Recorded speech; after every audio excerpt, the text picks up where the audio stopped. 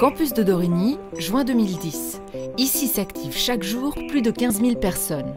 Une progression impressionnante quand on pense qu'à la fin des années 60, l'université installée à Lausanne comptait moins de 2000 étudiants.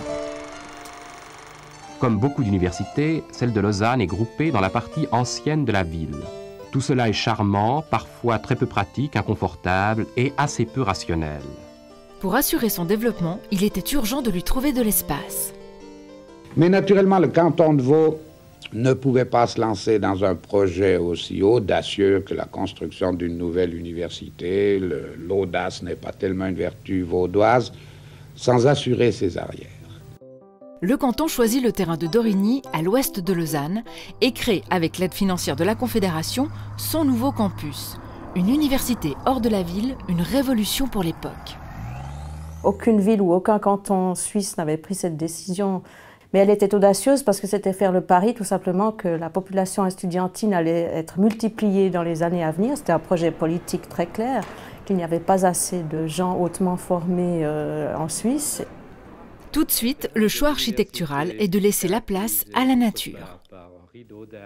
Moi, j'ai d'abord pensé à une chose, c'est qu'on était dans une nature extraordinaire, avec des privilèges que très peu de terrains ont dans cette région. La vue sur le lointain, on voit les Alpes, on voit le lac, et puis il y a la place. Les travaux de construction du premier bâtiment du site de Dorigny sont lancés.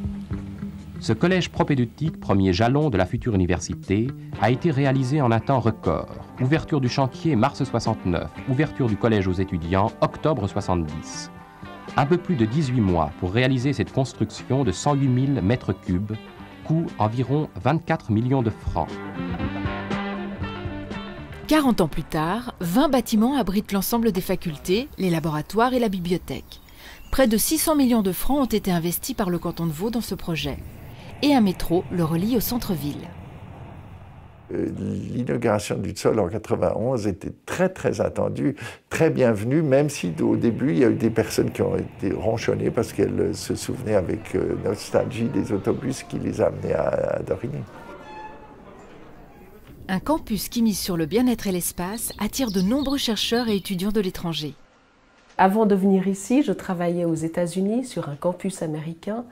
Et en arrivant ici, la chose qui m'a immédiatement frappée, c'est la beauté du campus de Dorigny. Et ça m'a beaucoup attirée, non seulement pour moi-même, mais aussi parce que du point de vue scientifique, du point de vue de développer un centre de recherche, je me suis dit qu'il serait facile de convaincre des gens de venir travailler ici.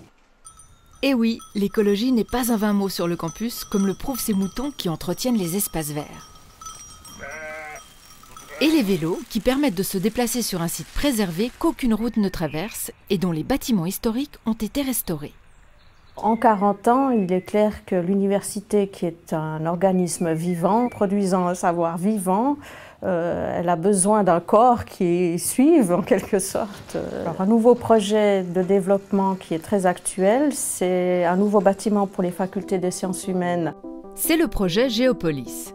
Les facultés des sciences sociales et politiques et des géosciences et de l'environnement occuperont ce bâtiment dès 2012.